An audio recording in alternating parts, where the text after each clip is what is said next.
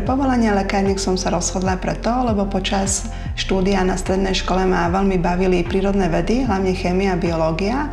A zároveň ma veľmi fascinovali lieky, účinky liečiv, ich nežiaduce účinky, aj toxikológia. Cez deň sa venujem každodennej mojej práci farmaceuta, ale následne večer sa snažím nájsť riešenie na rôzne problémy, alebo študujem odbornú literatúru, alebo pripravujem prezentácie na rôzne odborné podujatia. Tým, že sme v nemocnici, tak určite považujem za veľmi silný moment, ak lekári sa opätovne ozvú ohľadne farmakoterapeutického problému, alebo vieme úspešne spoločnými silami vyliešiť rizikového pacienta. V našej profesii sa musíme celoživotne vzdelávať. Z toho dôvodu pripravujem semináre na miestnej, regionálnej, ale i na celoslovenskej úrovni.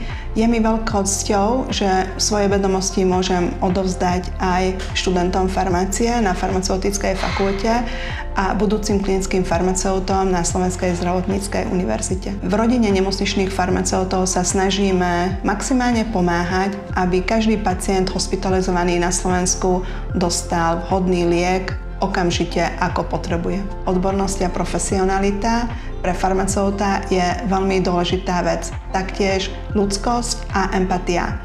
A mladým ľuďom, budúcim farmaceutom radím, aby mali veľké sny, aby sa im splnili neskôr, pretože ak veľmi chcú, tak určite sa splnia.